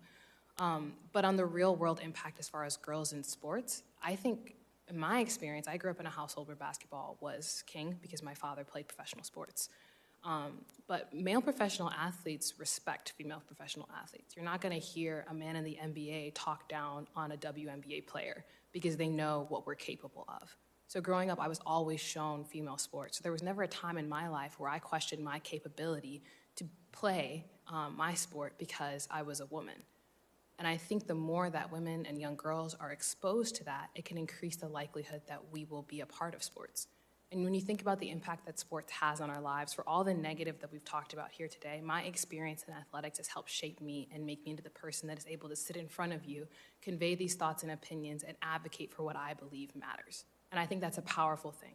So. Well, I think we've seen in sports overall, the more people know the story of the individuals, it also allows them to, you know, to relate to those players. And I just feel like there's just this a big anonymous void when it comes to women's basketball, that there's so much there we'd like to know. Yes. And I mean, obviously Arizona had a great season, had a tremendous player. I'm sure people would want to know more about her. You know, the tournament itself, I feel doesn't get the attention. I feel like we're almost limiting it by the rules that we have in place now. And, you know, some of this may be on the media as well. I don't know, we'll have to dig in more to that, but clearly, as I said, with the age of the internet, empowering these stories, you have the ability to have so much more consumed and to understand who these athletes are, which are really incredible stories, which then gets to how you empower more women athletes, which is why this is so important to do. Very, very important. Senator Hickenlooper. Oh, Senator Rosen. Okay. Thank you, Chair Cantwell. Appreciate it, and appreciate everybody being here and the great discussions we're already having. But I want to focus a little bit on weather. And I can tell you that if you're looking at the weather this week, not just across the West, but across the United States, we are in record heat temperatures. And so we have to protect our student athletes from the heat. And as some of my colleagues on this committee referenced in our last hearing, since 2000, 32 student athletes have died as a result of heat-related injuries associated with college athletic workouts. I'm especially concerned about the athletes that play outside in arid states like Nevada, where the daily high temperatures hover for months and months around 100 degrees. This week, topping over 115 all week. Like I said, just go to the news and you'll see it all across the country. And so, Mr. McNair, I really appreciate you being here and for your passionate advocacy. And I'm so incredibly sorry for the loss of your son, Jordan. And I hope that his memory is a blessing and inspiration to you and you and your family. You know the dangers of extreme heat, unfortunately, all too well. And can you tell us about the work that you're doing to educate college athletics or athletes, to know about their rights and to know how to listen to their bodies in extreme heat, and our coaches to understand that we may not ever be able to be stronger than the climate. Could you please tell us what you're working on and what lessons Congress can learn to help this problem so it doesn't happen again? Yeah. Thank you, Senator. Thank you for your condolences as well and wishes of strength. One of the main things that should be known is that, as the Senator just mentioned, this is a prime time for tragedies, especially when it comes down to humidity, heat, student athletes playing outside or competing outside. But one of the main things that I've learned along the way, it's not an issue of students playing out in this type of heat. The main thing is when Jordan went down that day, the thing is you have to let student athletes acclimate. It must be a 2-week process to acclimate. And basically what that means is that you have to let student athletes gradually get acclimatized to the temperatures and the actual weather conditions over a 2-week period before they do any strenuous exertional activities. Now, one of the main things with that as well is a heat stroke isn't a bad thing. People have heat strokes all the time. The main thing with a heat stroke, a mismanaged heat stroke is bad. That's when they become tragic. Student athletes aren't dying in games. Student athletes are dying during conditioning and practice.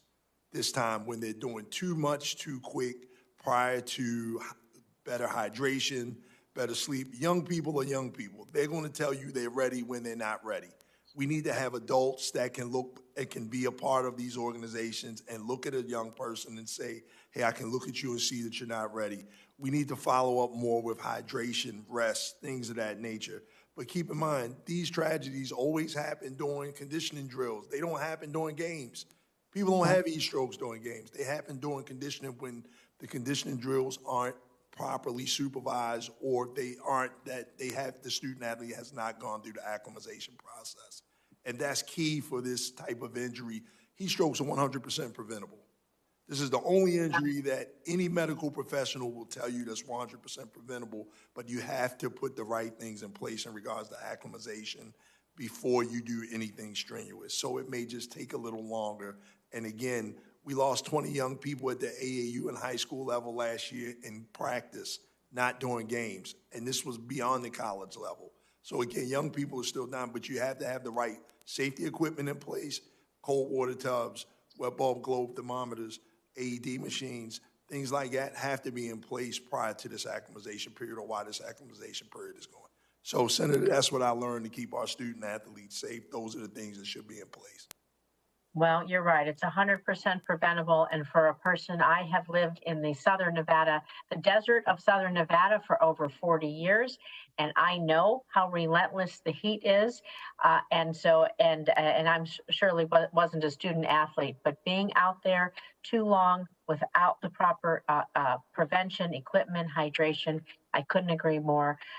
We'll see what we can do to help you in this regard, but I hope that all of our coaches and union athletic associations across the country are listening, because this is 100% preventable with the right precautions. Thank you, Madam Chair. Thank you, Senator Rosen. Thank you for bringing that unique perspective as a Nevadan to it. Senator Hickenlooper. Yes, I want to thank all of you. Well, thank you, Madam Chair, for holding this, allowing me to slip in. I want to thank you all for your testimony and for all your work on this issue. Ms. Cureton, and you said you grew up in a basketball-dominated household, so I'm just going to take a wild guess as someone who grew up in Philadelphia that there might have been someone in your house who had the nickname the Twirl, like Earl the Twirl Cureton. Yes, that would be him. So one of the really wonderful people in professional basketball, and won a NBA championship. I can't remember, it was either 83 or 84 with the Pistons, and then maybe one later, I can't remember. But he had a heck of a career. And then our hometown hero, Chauncey Billups, almost exactly 20 years after that, won an NBA championship with the Pistons. Anyway, another very classy person. Just thought I'd get that in there. Colorado's one of 18 states to enact a law allowing student athletes to earn compensation from their NIL. Colorado's NIL law passed out of our House, our General Assembly, 55-9, and was approved in our Senate unanimously. So in your view, what policy principles do you think are fundamental for Congress to consider in order to get to a bipartisan NIL law that builds upon the work of states? Sorry. For me? Okay. Just because I asked about your dad, you kind of have to answer. Oh, okay. Yeah. So I was like, is it just my dad, or are we gonna have? You probably get that all the time. I do. Yeah, I think a lot of what we discussed here today, as far as we can build upon states, one, California's efforts is something to look at. Two, what we want to avoid is such heavy restrictions that we can't actually, athletes cannot actually monetize their NIL as they would like to. So I think those are two areas to kind of watch out for. And as far as having uniform practices with the NIL, I think it's also important to talk about, the other areas in which student athletes are struggling as far as health and safety concerns. Because I think it's all tied together. I think it's impossible to divorce monetizing your name, image, and likeness from the health and safety concerns, because as I mentioned previously, it is our bodies that have built this industry. So those are the few areas that I would know. Absolutely. And Ms. Brown, Colorado is a proud home of the U.S. Olympic and Paralympic Committee, supports thousands and thousands of talented athletes representing the United States in various sports. In the 2016 Olympic Games in Brazil, nearly 80% of Team USA athletes competed collegiately, representing nearly 150 U.S. colleges and universities. In your view, and others of you can answer this as well, in your view, how can reforming the NIL rights for athletes preserve or even maybe enhance the pipeline for our Olympics competitions? I think it's part of the issue there is allowing people to sort of take advantage. I think especially in track and field, you see a lot of athletes in college go be Olympians because this is some of the best time, our best athletic time of our lives, and also college sports is for track is one of the best places to get that training. I think sometimes, and so I think student athletes, whether they're in college or I actually. Sydney McLaughlin's from my home state of New Jersey, and she was 16. She was a high school student the first time she raced in the Olympics, and she sort of went to the Olympics and came back because she wanted to go to college, and she wasn't allowed to sort of make any money off of being a literal Olympian because she still wanted to go to college. And I think athletes like her should have the right to sort of monetize their name, image, and likeness at the time at which they're famous, and not have to wait until they've done their college time in order to have that opportunity. Got it. I appreciate that. Does anybody else want to answer? Please. Yeah, just one thing I wanted to add is I think the implementation of NIL will also just encourage athletes to be able to pursue their education. Similar to the example of Sydney McLaughlin, I know at UCLA we had a lot of gymnasts, they peak or they go to the Olympics at early ages. And because of that, that's a peak opportunity for endorsements at an early age prior to college, which then they're forced to choose between whether they want to take advantage of their name, image, and likeness and be able to monetize and commercialize their name as offers are coming to them, or if they want to pursue an education, which becomes very sticky and difficult of a choice to make at the age of 17. I know the example of like Jordan Weaver from UCLA chose to be able to become a professional and then came out of pocket to be able to pursue her educational pursuit. I don't think that should have to be a choice that the 17-year-old should have to make, and I think the implementation of NIL will alleviate that and allow athletes to move freely and monetize their name while also getting the advantages that college has to offer. Very insightful. I couldn't agree more. And I have to say I'm staggered, but you are all so thoughtful and athletes. When I was 17, there were no athletes that could express themselves with the same insights, and it's very impressive. It inspires me. Thank you, Senator Hickenlooper. I have a few more things I want to cover just so we could get them on the record.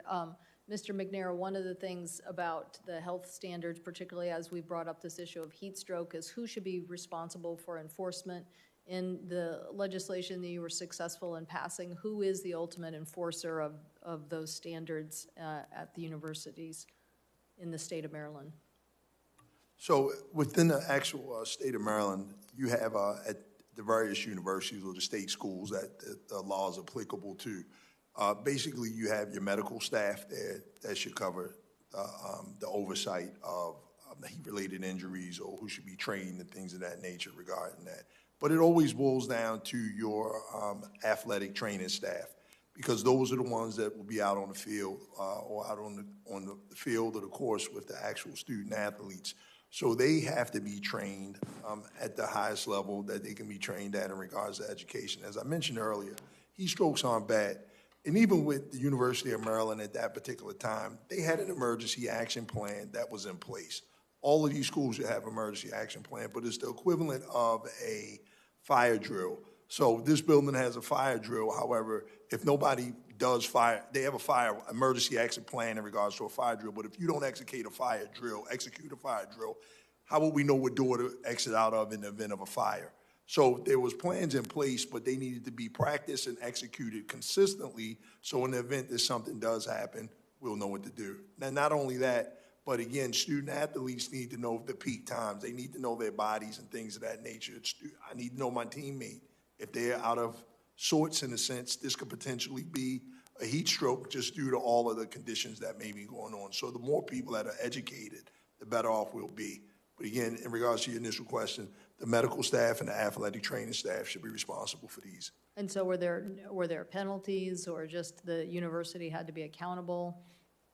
There weren't penalties from the NCAA. However, the university did hold themselves accountable and made all the necessary changes in regards to an independent investigation and the suggestions of the independent investigation. So all of those things are in place now. And so the primary focus was about education and awareness. Is that what you're saying? Yes. And then just making sure that that was carried out consistently. Exactly. So that, 15 years from now, that this will still be remembered and institutionalized so that people know and understand these conditions. Correct. So it'll always boil down to awareness, education, and the prevention. And that's what it'll always boil down to that. And I'm curious, what has been your conversation with the NCAA about helping to make this more standard across the United States? Non-existent. Because you've tried, or? No, just didn't go at them at all or question them at all. Okay. Yep. Okay.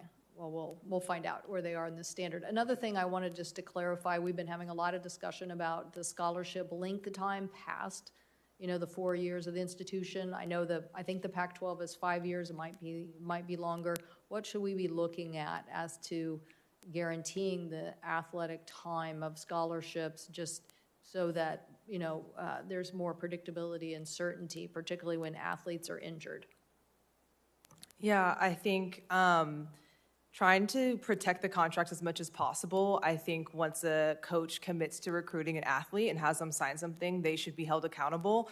And that means there shouldn't be kind of like loopholes or different ways to get the athlete out of the contract if the coach no longer wants them a part of the team for just subjective reasons or opinions.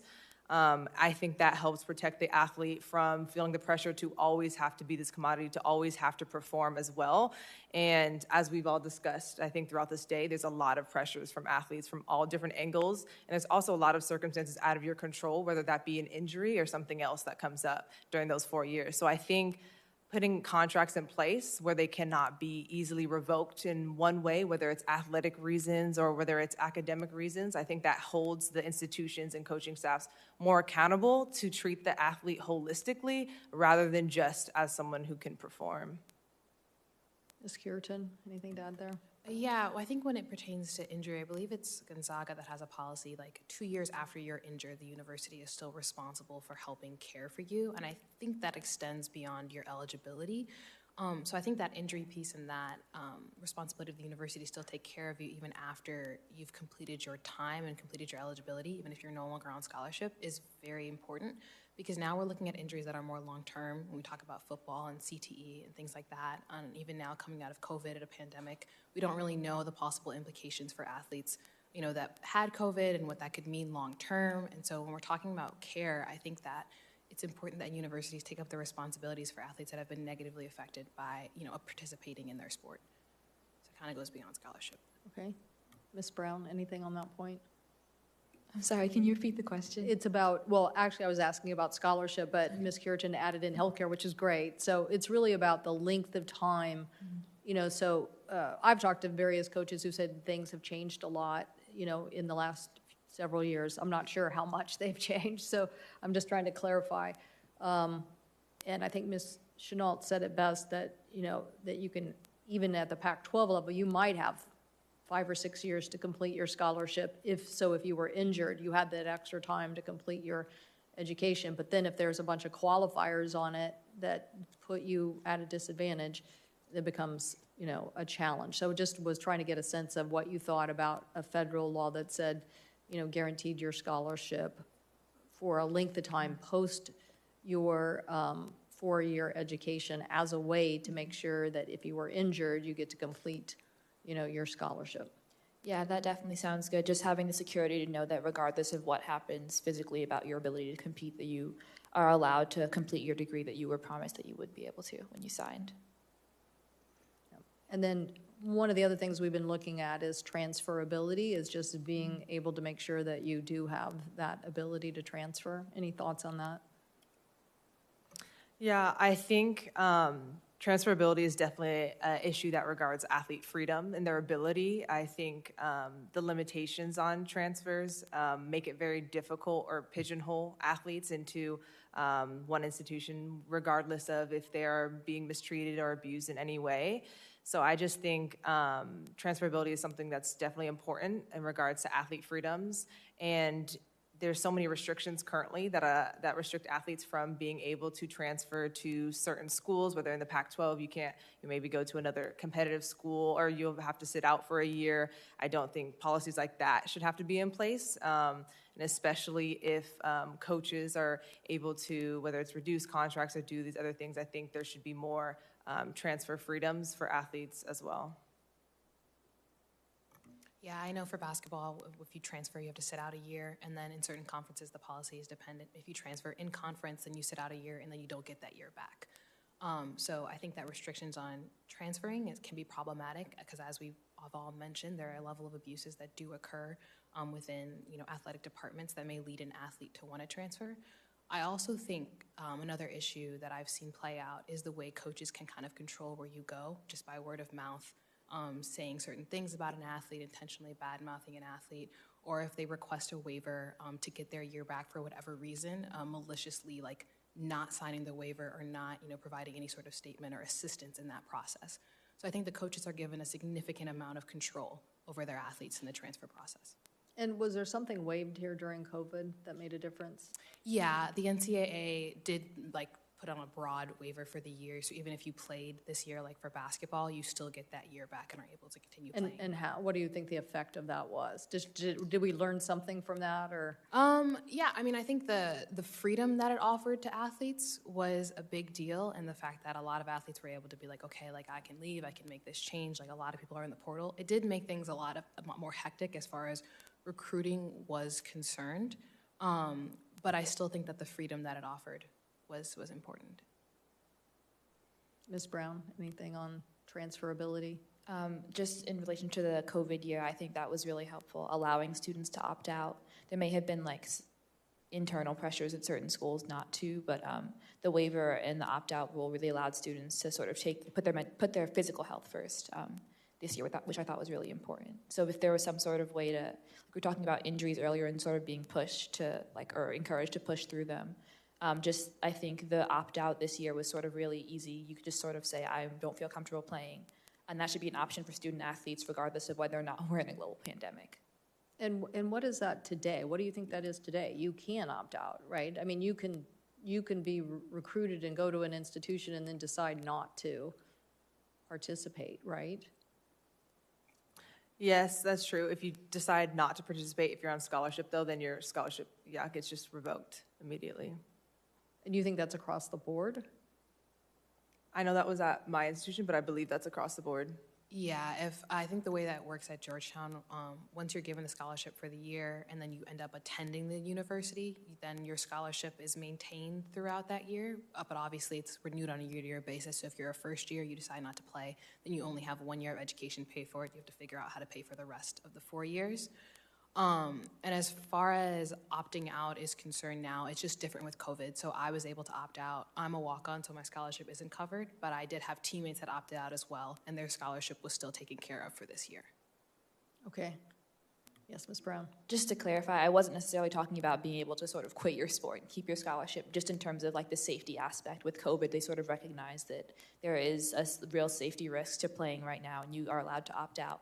But I think generally, even if it's for a period of time, like having the ability to say, I don't feel safe in this environment, or I'm in pain, I need help, and not feeling like there's going to be retribution, I think is important. Yeah, that's part of the testimony we're submitting from Dallas Hobbs, who played at WSU, who led some concerns as it related to COVID standards during the football season and bringing that up. And so, yeah, we definitely, I think we want to get a little more information from, the institutions across the United States on these things, but we think that is one of the benefits of setting a federal law, is to basically to clarify these things, to make sure that people understand them. We do know that there's a lot of money in sports, and particularly as these bowls and tournaments have continued to expand and are going to continue to expand more. And so we clearly want these issues dealt with, and we want clarity there for students. And so appreciate everybody being here today. I think I have testimony from one other person, Kayleigh Barton, who is a soccer player at WSU. And so we're going to also submit her testimony for the record. So, Senator Duckworth. Thank you, Madam Chair. Thank you so much for holding this hearing. I think it's absolutely critical that we address this issue. I also want to thank the panelists for being here. It is a very brave thing you're doing to stand up and let your voices be heard. I think most of America saw the viral videos from the NCAA basketball tournament, where the women's team were treated so incredibly differently than the men's team. Everything from the type of COVID testing they were given, all the way through to that sad little so-called workout gym that they had, which was basically one stack of weights. I would love to hear from each of the panelists whether you think that the NCAA will ensure parity for male and female athletes, or do you think that Congress needs to step in here? And if you could give us any examples of disparate treatment between you and your male counterparts, the male teammates, teams, or whether you have seen some positive things that the NCAA has done. We would love to hear those as well. But do you think the NCAA is doing enough? Do you think that they will actually ensure parity? And do you think Congress should step in, and any examples you might have? And if I could hear from each of the panelists, I'd really appreciate it. Thank you. Yeah, thank you, Congresswoman. I think one of the first things that I can allude to, I don't think the NCAA ensures parity across genders at all. In a sport coming from track and field, there is a little bit more so, as there's our facilities exactly the same in that we do compete and train together. So I think in a sport like that, maybe. One thing that I did mention, though, a little bit earlier that I think definitely illustrates this difference of treatment between female and male athletes is the different facilities that excludes football. So I think the football facility has its own ability to have, they have 3 meals, unlimited meals basically actually throughout the day that are just catered to them. But then for all the other athletes, we only get like snacks or like bananas or things like that. So I think that's one extreme example where the NCAA doesn't hold parity accountable in regards to the treatment of football and other athletes, since there is no direct counterpart they put football on the same level as. So that's just one example in my experience. Do you think Congress needs to step in? I think it would be helpful in just regards to the treatment and resources that female athletes and other athletes outside of the revenue producing sports. I definitely think that would help if Congress stepped in regards to the treatment for the female athletes. Thank you. From the other panelists? Yes, I completely agree. I think Congress stepping in would be extremely beneficial. I do not believe the NCAA does enough. I think that's evident in the way that female athletes responded to Sedona Prince's posts. A lot of us weren't surprised. We've seen it before. It's happened on our own campuses. I know with Ms. Chennault, what you're talking about is common. I've seen it at other universities where football or basketball has their own separate facility that is completely divorced from the rest of athletics. In my experience, the men's basketball team has their own floor in our athletic department. So that's like one thing. A lot of times it's chalked up to, oh, well, they bring in more money. And that's kind of what you're told is the reasoning behind the treatment. So, yeah. Thank you. Like Ms. Chennault said, track and field is sort of, we all run on the same track. And so there's not a ton of gender disparity sort of in that sense. But I do think like we saw it with women's basketball and women's softball. And so I think it would be helpful for Congress to step in and sort of hold the NCAA accountable to Title IX and that sort of gender parity, because they don't have the capacity, I think, to treat sports equally. I think it's a choice. I think it's a choice they shouldn't be allowed to make.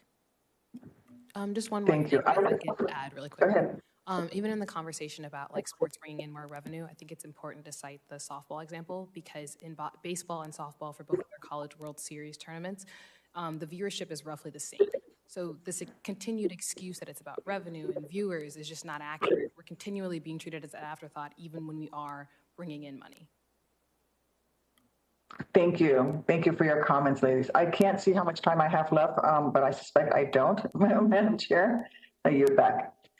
Thank you, Senator Duckworth. And just to that last point, Ms. Cureton, this is the point I was trying to make earlier, that if you actually put the viewership out there and the internet gives you this huge opportunity to do that, you can see that you can build the audiences, and that's what's so, but you have to put the effort in and then, make sure that you're giving that focus and not just focusing on, one tournament or just on the male side of the equation. So I want to thank all the witnesses. This has been a tremendous hearing, and your input has just been so valuable.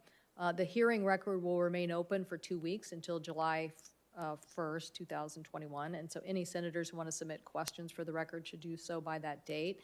We ask that you respond as promptly as possible, in no case later than 2 weeks after the receipt of that information. So with that, we're adjourned.